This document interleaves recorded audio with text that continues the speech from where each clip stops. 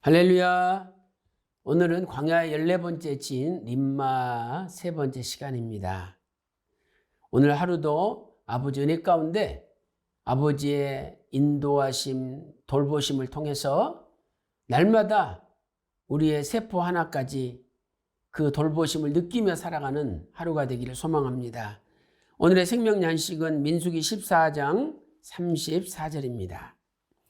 너희가 그 땅을 탐지한 날수 40일의 하루를 1년으로 환산하여 그 40년간 너희가 광야에서 너희가 너희의 죄악을 질지니 너희가 나의 실어버림을 알리라 하셨다 하라. 이는 하나님의 말씀이니라. 아멘. 자, 광야에서 14번째 진을 친 장소인 림마에 담긴 구속사적 교훈을 계속적으로 살펴보도록 하겠습니다. 자, 여러분, 원망하는 자들은요, 첫째로 전진하지 못하고 붙잡아 매일 수밖에 없다는 것을 가르쳐 줍니다. 자, 어떤 장소가 있으면 여기서 전진을 해야 되는데 전진하지 못하고 다시 여기에 이렇게 붙들려 매어 있는 사람들, 이 사람들의 특징은 하나님을 원망하는 자들이라는 거죠. 이스라엘 백성은 14번째 진을 친 장소인 림마에서 하나님을 원망하였습니다. 열 정탐꾼의 부정적인 보고를 들은 후에 민수기 14장 2절에 이렇게 말씀하고 있습니다. 이스라엘 자손이 다 모세와 아론을 원망하며 온 회중이 그들에게 이르러 우리가 애굽 땅에서 죽었거나 이 광야에서 죽었다면 좋았을 것을 이러면서 원망했습니다. 민수기 14장 27절 보세요. 나를 원망하는 이 악한 회중을 내가 어느 때까지 참으랴. 이스라엘 자손이 나를 향하여 원망하는 바 그 원망하는 말을 내가 들었노라라고 말씀하고 있습니다. 하나님께서는 우리가 원망하는 말을 다 듣고 계신다는 거죠. 두 번째로 그 결과 광야에서 40년 동안 유리하게 된다는 심판을 받았죠.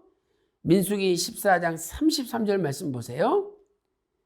너희의 시체가, 광야 1세대의 시체가 광야에서 소멸되기까지 40년을 광야에서 유리하는 자가 되리라라고 하나님의 심판을 받았습니다.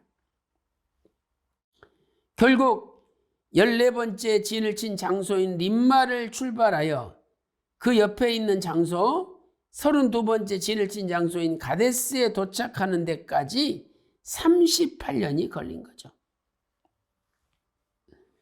민수기 10장 11절 12절 말씀 보면 신의 광야에서 출발한 것이 출애굽 제2년 2월 20일입니다.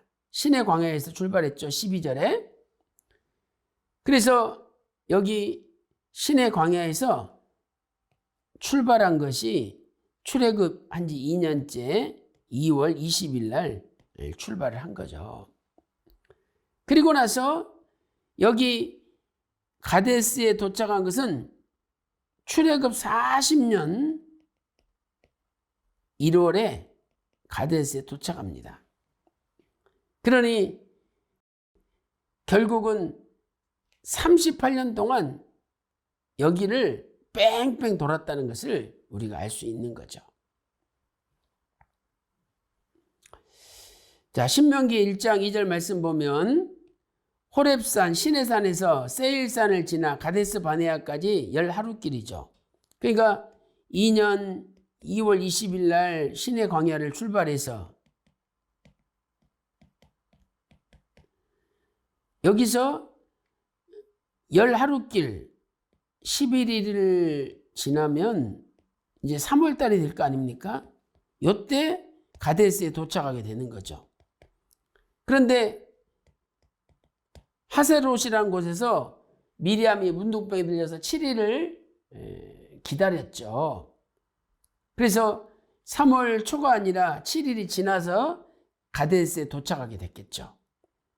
그런데 이 이스라엘 백성들이 광야에서 여기서 38년을 빙빙 돌다가 마침내 출애굽한 지 40년 1월 달에 가데스에 도착을 한 겁니다. 그러니까 2년에서 40년을 계산하면 약 38년이 걸린 거죠. 자, 민수기 20장 1절 말씀 보세요. 정월에 이스라엘 자손 곧 온 회중이 신광야에 이르러 백성이 가데스에 거하더니, 거기서 미리암이 죽었죠.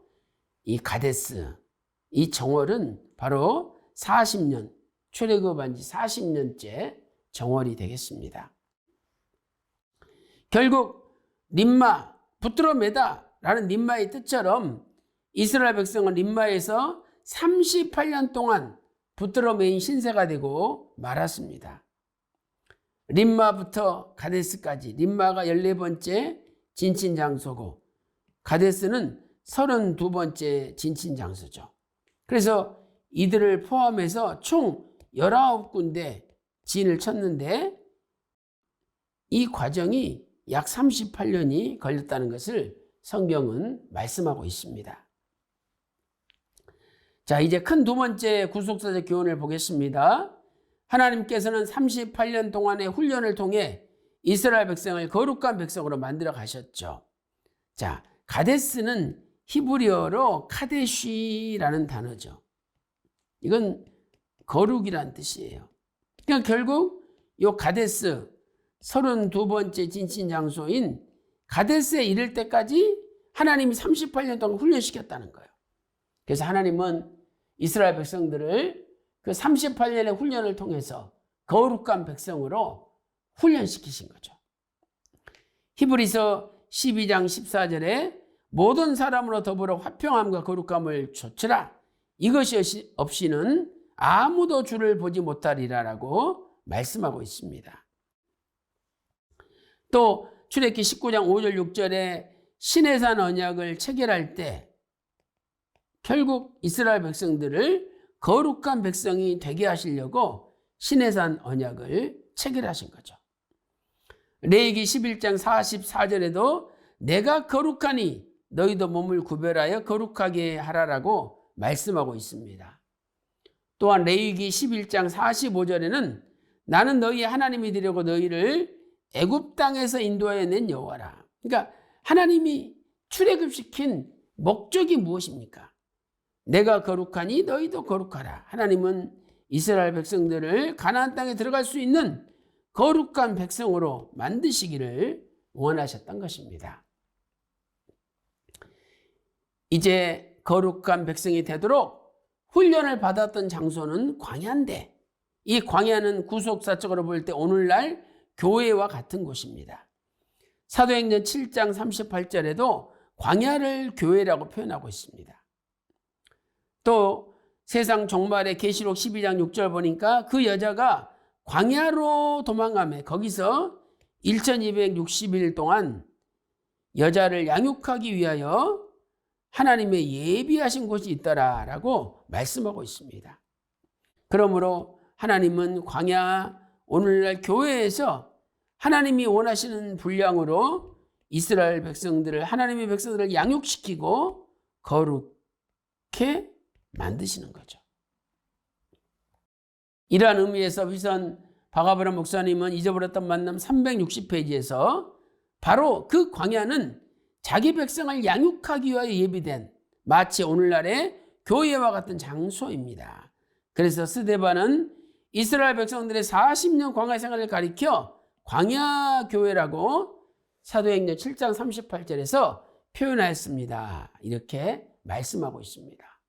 사랑하는 성도 여러분, 이스라엘 백성들이 광야에서 거룩한 백성으로 점점 변화되었듯이 오늘날 저와 여러분도 마지막 때 말씀의 교회에서 하나님께 연단을 받아 진정한 거룩의 백성으로, 하나님의 거룩한 백성으로 다 변화되는 역사가 있기를 주님의 이름으로 축원합니다. 기도 올리겠습니다. 하나님 아버지, 림마의 뜻은 붙들어 매다입니다. 하나님의 말씀을 믿지 못하고 원망할 때 결국 38년 동안 제자리에 붙들어 매일 수밖에 없었사오니 우리는 이제 순종함으로 날마다 전진하는 삶을 살게 하여 주시옵소서. 또한 32번째 가데스의 뜻이 거룩인 것처럼 하나님께서는 이스라엘 백성들을 거룩한 백성으로 만드시기 위하여 38년 동안 훈련하셨습니다. 광야의 훈련이 오늘날 교회의 훈련이오니 우리도 말씀의 교회에서 하나님의 말씀으로 잘 훈련받아 양육받아 모두가 천국에 들어가는 하나님의 거룩한 백성으로 변화되게 하여 주시옵소서.